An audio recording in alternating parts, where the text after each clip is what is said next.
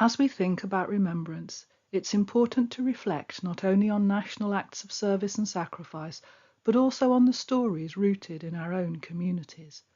Solihull has a rich tapestry of military history, with threads woven into the lives of its people and the built environment, if you know where to look.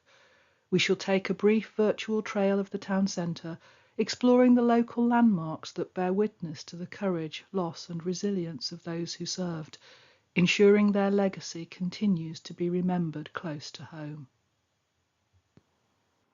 The most obvious landmark is the War Memorial, erected in the square by public subscription in 1921 to commemorate those from the parish of Solihull who lost their lives during the First World War.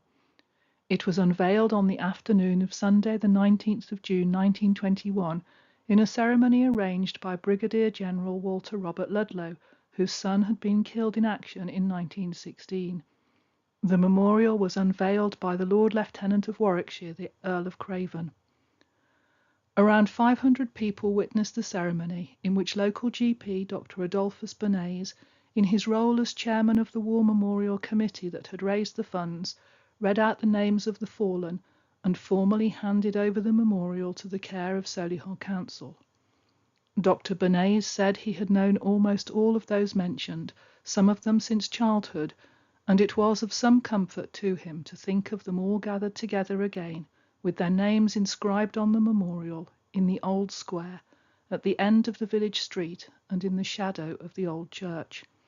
He felt that the names sent an appeal to those remaining to endeavour to make the land worthy of the men who had died for it. Additional panels have since been added as a memorial to those who died in the Second World War and in the Korean War. In 1994, as part of the pedestrianisation of the High Street, the War Memorial was moved about 15 feet towards the church in order to allow improvements to the traffic flow at the top of the High Street.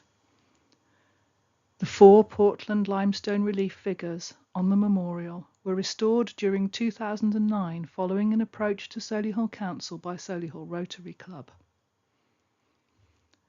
The 1921 memorial wasn't actually Solihull's first war memorial to the 1914-18 war. That is a few metres away and is easily overlooked. The Calvary War Shrine was paid for by an anonymous donor, actually Brigadier General Ludlow, and was unveiled on Easter Sunday 1917.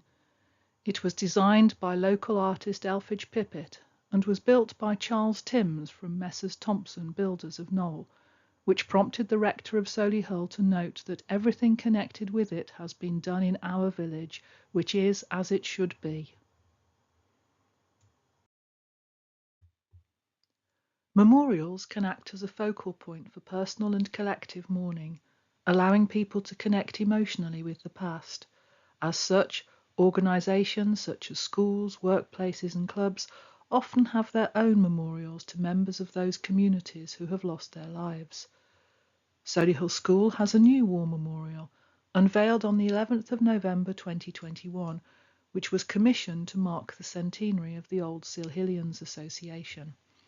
It replaces a previous memorial erected in 1953 as part of the coronation celebrations, which was originally incorporated into the memorial building. That building was demolished in 2002, and the memorial stood alone until it was removed and replaced in 2021, after research for the First World War centenary commemorations revealed that the list of names was incomplete. The old memorial has now been relocated to the wall of the school chapel.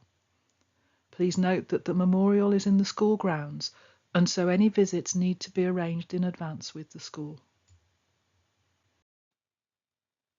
The stonework around the west door of the ancient St Alphage Church bears some 144 gouges and 102 grooves.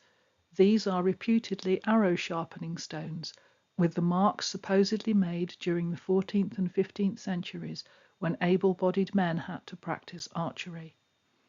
However, this has been questioned, given that archers apparently trained with rounded arrowheads that didn't need sharpening, and there is an alternative theory of the marks instead relating to the use in medieval folk medicine of stone dust from holy sites.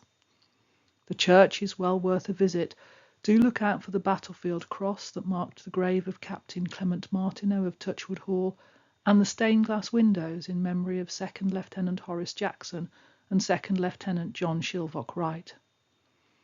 Up in the ringing chamber, not publicly accessible except by arrangement with the bell ringers, is a peal board recording a muffled peal rung in honour of Tom Turner, who was a member of the church choir as well as being a regular ringer for church services. He was killed in action in 1915, and St Alphege Guild of Ringers still lay a wreath in his memory on Remembrance Sunday. Solihull's council house was in the former public hall in Poplar Road from 1937 until 1967, with the basement housing the council's World War II command centre. Poplar Road saw a number of march-past parades in the 1940s, with the reviewing stand situated outside the council house. The parades often ended with a drumhead service in Malvern Park. Poplar Road and Bruton Gardens were the focus of fundraising operations for the various British national savings campaigns that ran during the war, such as Wings for Victory and Salute the Soldier.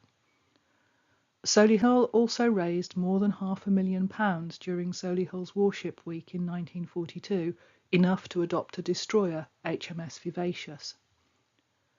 More than 100 members of the ship's company paid a weekend visit to Solihull in 1944, attending a ratings dance and playing a football match with union members belonging to the National Association of Local Government Officers. In 2025, Solihull Council produced a town centre military heritage trail leaflet to highlight some of Solihull's hidden military history. It's freely available on the council's website. The Armed Forces Community Garden in Hillfield Park was completed in May 2021 and opened to the public in July 2021, although the official opening was delayed until the following year as a result of COVID restrictions. The tranquil and beautiful garden is a perfect place for veterans and visitors to sit, reflect and remember at any time of the year. Each of the villages making up the borough also has its own memorials and military links to explore, so please visit your local village centre and local church, which are usually the locations where public memorials are placed. If you have any queries about Solihull's local history, please contact the Heritage team at the Core Library.